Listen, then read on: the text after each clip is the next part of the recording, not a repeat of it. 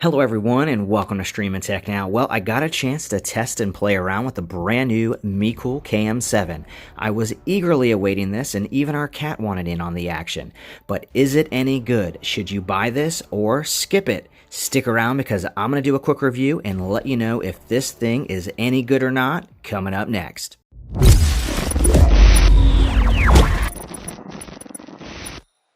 Alright, so here it is. I'm going to show you. This is the brand new KM7. This is what the box looks like when you first get it. I'm just going to show you around the box real quick. Your Android 11 running operating system, Google certified device, and nothing special about the packaging. MeCool has really never, gone all out with the packaging, but I don't really care about that. Like Buzz TV, for example, they kind of go all out, which is really nice.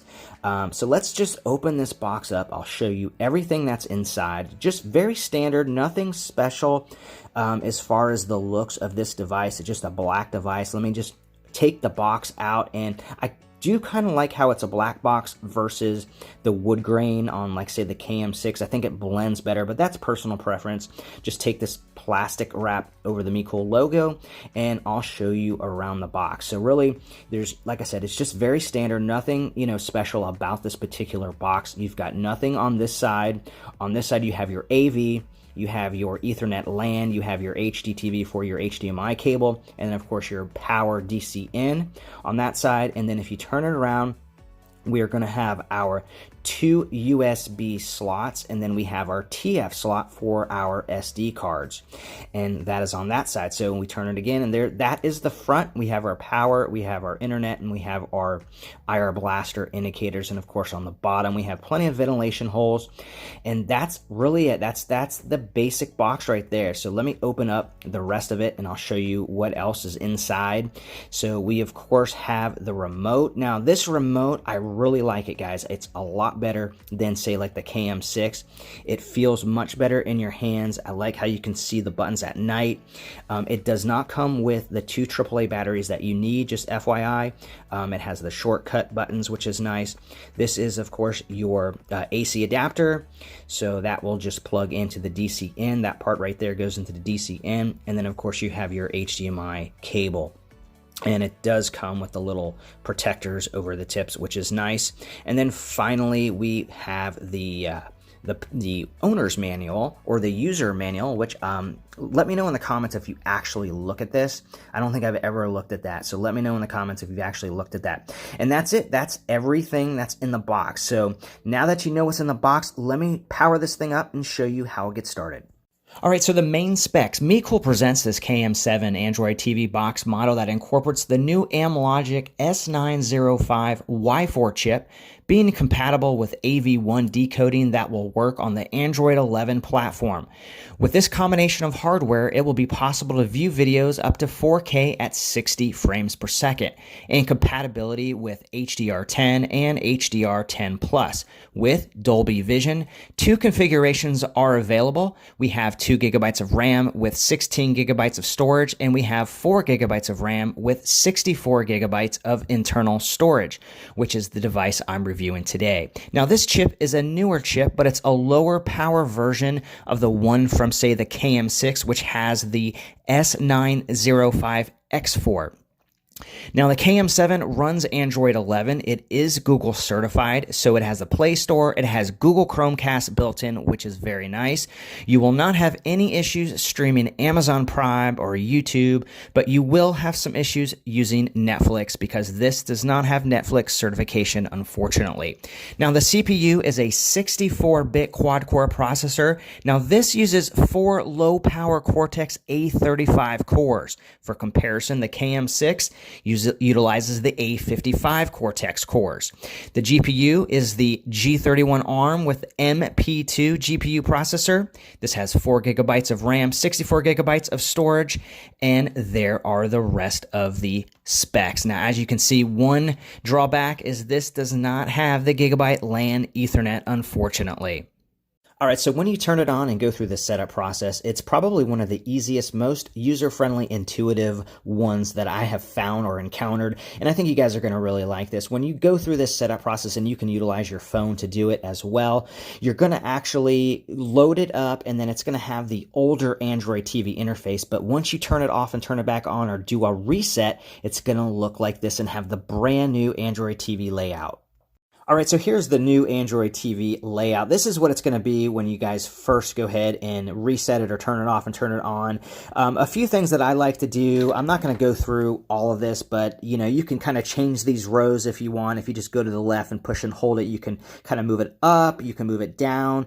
It's personal preference on how you want to do that, but I'm not going to go through all of that. I'll show you what I do like to do when I first get it. First thing I do is I go into settings, and then I'll go into device preferences, and the first thing I do is I'll click in about, and I'll check to see if there's any updates. So I'll click system update and just run that a couple times. Sometimes there's a firmware update or something that you can do, so I like to do that right off the bat. Then what I'll do is I'll scroll all the way down to the Android TV operating system build, and I'll tap that 7 times to enable developer options.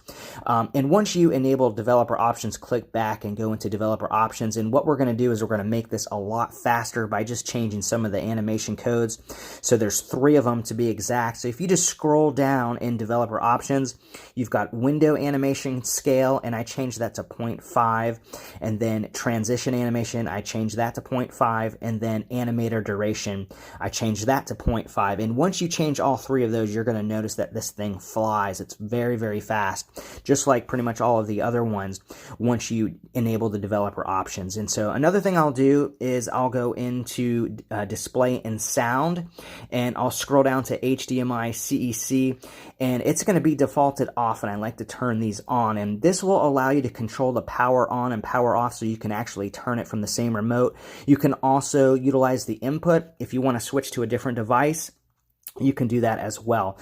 One other thing I do is I hate that clicking sound of the remote, so what I like to do is I like to turn that system sound, I turn it off. It's going to be on, so you're going to hear that clicking noise. I just turn it off, but again, that's personal preference. It's no big deal. Some people like it, some people don't like it. Another thing that I like to do is get this app right here, Downloader. This is really the main app. You need to get this plugin though, browser.aftvnews.com. So if you type in browser.aftvnews.com within Downloader, and you can get that at the Play Store. It's free, but this literally is the main app to which you can get a whole bunch of, third-party apps and things like that. So this is the very first app that I get whenever I get a device. So go ahead and get that, and then put in that plugin, and then you'll be good to go. So that's just really a quick, look at what the layout is going to look like. It runs pretty smooth. I did notice some buffering here and there. On certain apps. There's been some force closing on certain apps as well. Can't explain it. I don't know if it's just the Android 11 is just not fully optimized yet or what. I don't know if it's the lower power chipset. There's definitely something. It's, it's a nice device. It's just not the most smooth or fluid device.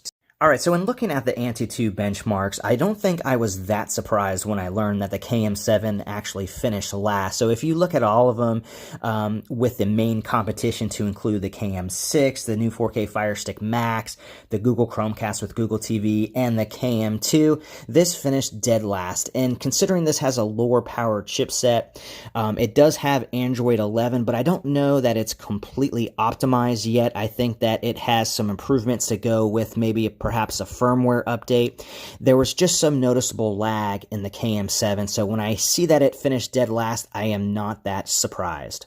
So I played a few games on here, and the game was pretty smooth, pretty fluid. It wasn't as smooth as, say, like the KM6. I did notice a stutter here and there, but for the most part, it was. And 4K was fantastic. I had no issues with 4K video. That was actually quite impressive. So here are my final thoughts. Should you buy this or should you skip it? Well, I'm going to go with skip it. Here's the reason why. I think for the current price point, the competition is just better. The lack of Netflix certification like in the KM2, if they were able to get that in the KM2, I think they should just make that standard in every box going forward. Netflix is not a big deal to me. I don't really use Netflix, but I know a lot of people do, and to have that incorporated would definitely be beneficial. No Wi-Fi 6 like how you have in the KM6. The lack of the Gigabyte Ethernet LAN. No 3.0 USB. The lower power chipset, the odd Android 11 optimization that seems to have some questionable lag, that could be sorted in a future firmware update, but this is how it's working right now. It just doesn't make for a convincing package to recommend overall. I do, however, recommend the KM2 and the KM6. I really like both of those boxes, and we'll put some nice discount code links for each, including this box if you want to purchase, in the video description. Well, that's it for me today. Let us know in the comments what you think. Thanks so much for joining, and we'll see you next time on Streaming Tech Now.